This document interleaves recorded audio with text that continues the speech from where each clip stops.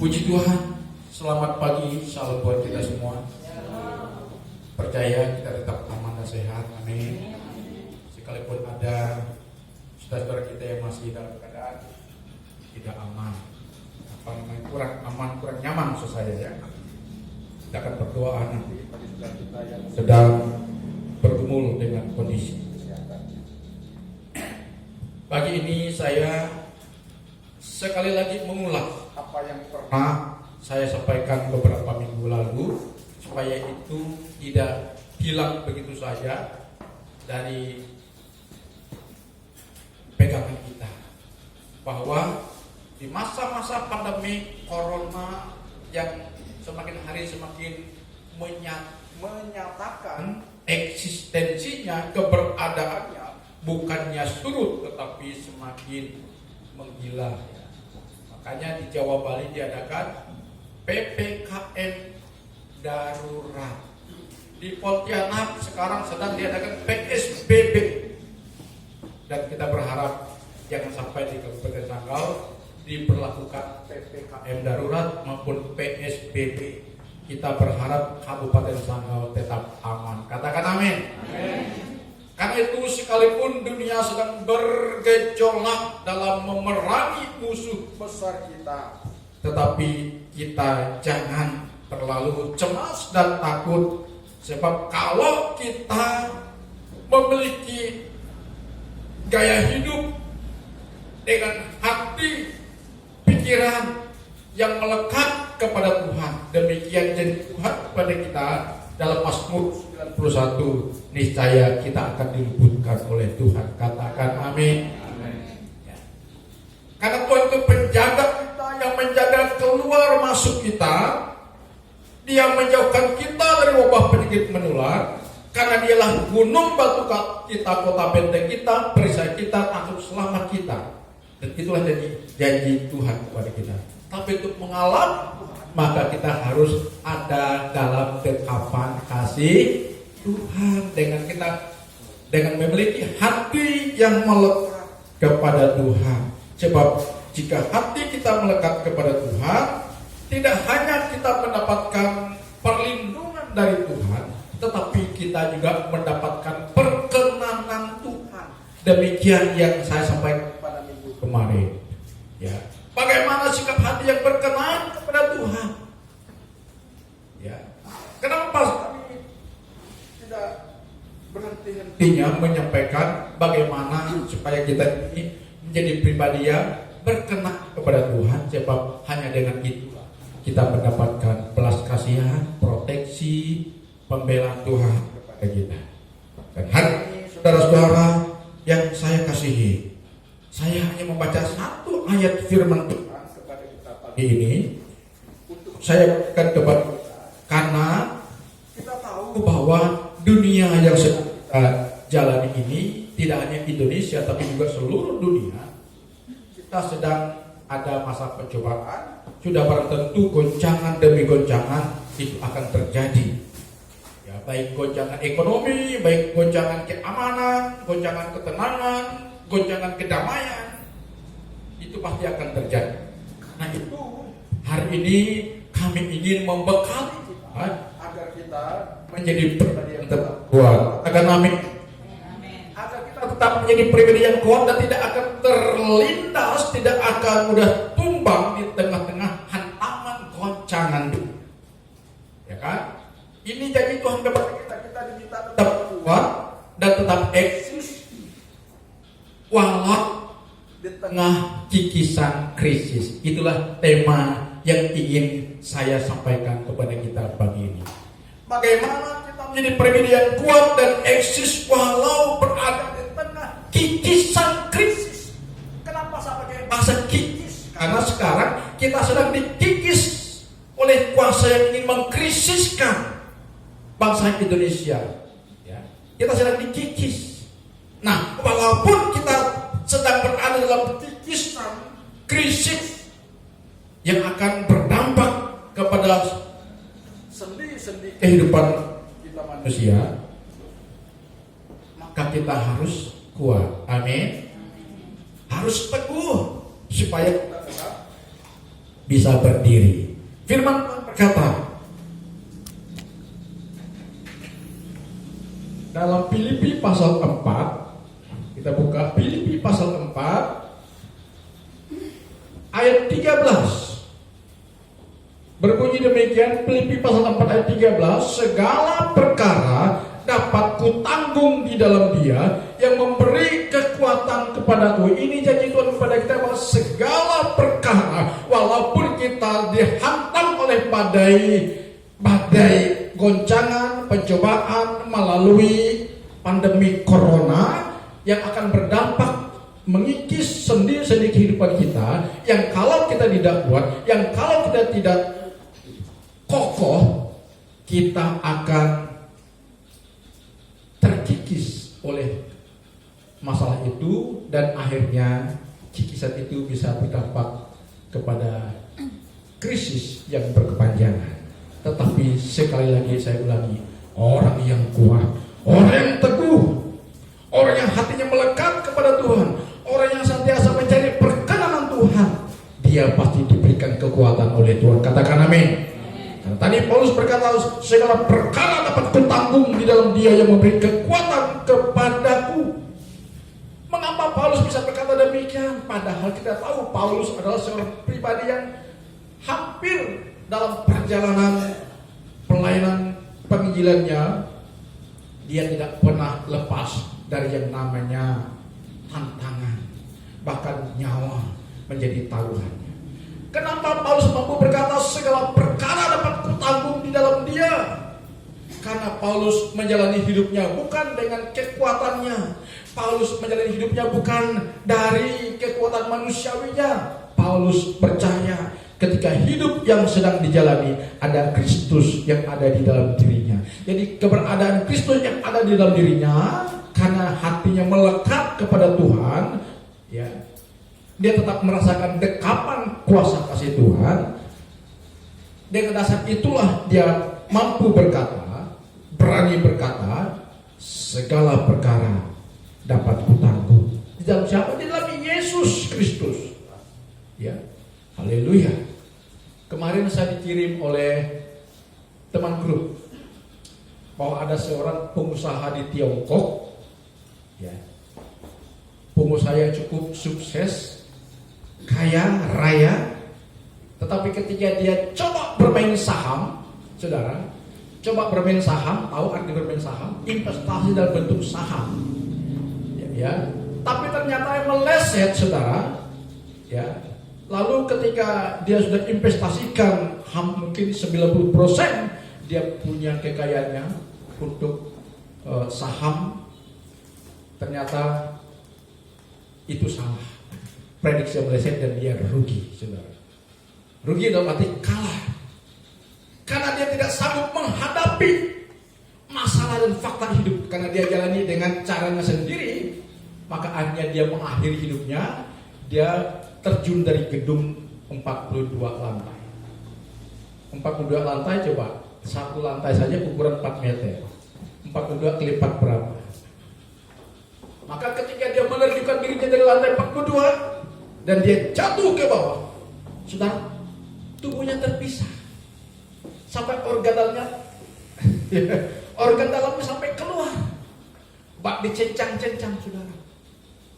Nah, kenapa dia bisa melakukan itu? Karena dia tidak sanggup menghadapi masalah hidupnya. Kenapa? Karena dia menghadapi masalahnya dengan kekuatannya sendiri. Karena itu hari ini jangan coba kita berjalan tanpa melibatkan Tuhan. Karena hanya dengan Tuhan apapun goncangan yang sedang dihadapi, kita tetap kuat. Amin. Haleluya, kita tetap kuat. Pertanyaannya, saudara, untuk tetap kuat dan eksis walau di tengah krisis, apa langkah bijak yang harus kita lakukan? Saya mencatatnya, kita harus melakukan 3 langkah bijak agar kita tetap kuat walau di tengah kikisan krisis, kita tetap eksis. Amin. Haleluya. Mari hari ini saya mengajak saudara untuk melakukan 3 langkah bijak. Langkah bijak yang pertama, adalah mari jangan abaikan hidup doa saudara. Katakan amin. Teruslah hidup di dalam doa saudara. Katakan amin. Jangan remehkan doa. Ya. Karena doa adalah pengakuan dalam hati kita bahwa kita adalah manusia yang lemah. Doa adalah pengakuan dalam hati kita bahwa kita adalah manusia yang lemah, dan kekuatan Tuhan adalah yang terbesar, yang terhebat. Jadi doa memberikan jaminan atas masa depan kita. Katakan amin. Karena itu jangan pernah galau tentang hari depan. Apakah kita sebagai seorang kepala keluarga, apakah kita sebagai seorang anak muda, seorang jomblo, gak usah khawatir saudara. Bawa terus dalam doa. Karena dengan kita berdoa, kita mengakui bahwa kita ini lemah, kita ini loyo, kita ini tidak bisa berbuat apa-apa tanpa pertolongan kuasa yang sangat dahsyat, yaitu Tuhan. Dengan kita berdoa, kita pertama mengakui ketidakberdayaan kita. Yang kedua, kita mengakui keberdayaan Tuhan, kemaha kuasaan dan kesanggupan Tuhan dalam hidup kita. Katakan amin. Karena itu saya mengajak saudara, di tengah-tengah goncangan dunia ini, jangan abaikan doa. Katakan amin. Saya selalu ingin mengajarkan yang simpel. Doa tidak harus berpanjang-panjang, tapi doa dari hati kita yang tulus dan benar. Karena firman Tuhan berkata, doa orang benar bila dengan yakin didoakan sangat besar kuasanya. Jadi doa walaupun pendek, tapi dari dasar hati yang mengakui kedaulatan Tuhan yang berkuasa penuh atas hidup kita. Doa dengan mengakui bahwa Tuhan itu sanggup menolong kita. Dengan 3-4 kata-kata saya, doa itu dasar, didasarkan atas hidup orang benar. Katakan amin. Seberapa banyak di antara kita hari ini yang sadar bahwa kita selama ini sudah mengabaikan doa? Bagaimana kita memiliki pribadi yang hatinya melekat kepada Tuhan sementara kita mengabaikan doa? Tidak mungkin. Doa merupakan sebuah gaya hidup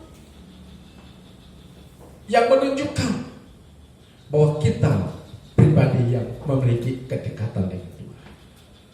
Dengan kita memiliki kepribadian yang dekat dengan Tuhan, kita sedang ada dalam dekapan kuasa kasih Tuhan. Dan jika kita ada dalam dekapan kuasa kasih Tuhan, tidak ada satu kekuatan lain yang bisa menjamah menyakiti kita. Kita ada dalam perlindungan dan penjagaan Tuhan yang dahsyat. Ya. Karena itu singkat cerita, mari lakukan langkah bijak yang pertama, yaitu bangun hidup saudara dengan doa saudara. Katakan amin. Haleluya. Yang kedua, selain kita membangun kehidupan doa kita sebagai wujud keintiman kita dengan Tuhan, yang kedua, kita harus juga menjaga pola pikir kita. Katakan amin. Yaitu dengan selalu berpikir positif. The power of positive thinking. Ada kuasa jika kita berpikir positif. Haleluya, haleluya, haleluya.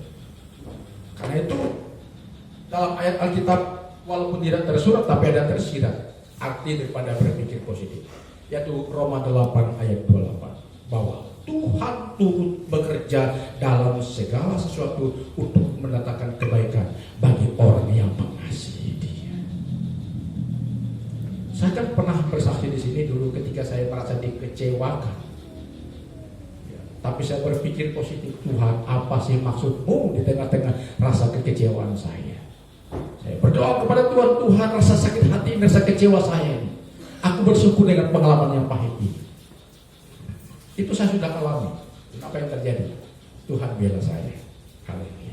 Karena itu hari-hari ini, mari terus berpikir positif. Ya, dengan berpikir positif kita dapat enjoy dalam menjalani hidup ini. Coba kalau tiap hari kita berpikir negatif dikit, selalu macam-macam lah pokoknya, pikirnya negatif terus. Nah, kalau kita terus berpikir negatif, kita sedang melemahkan imunitas tubuh kita, ya, sehingga tubuh kita ini tidak memiliki kekebalan, dan itulah kerentanan kita terhadap virus. Ya, kita harus berpikir positif. Apa itu berpikir positif dalam Alkitab? Salin Roma 8:28, 1 Timotius 4:8. Semua yang baik, semua yang mulia, semua yang adil, semua yang suci,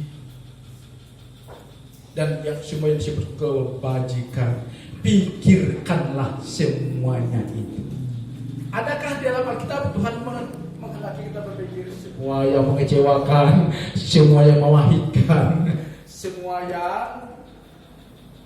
yang jelek-jelek, pengalaman galaumu, pengalaman tidak nyamanmu, renungkanlah semuanya itu. Ada dalam Alkitab? Tidak ada.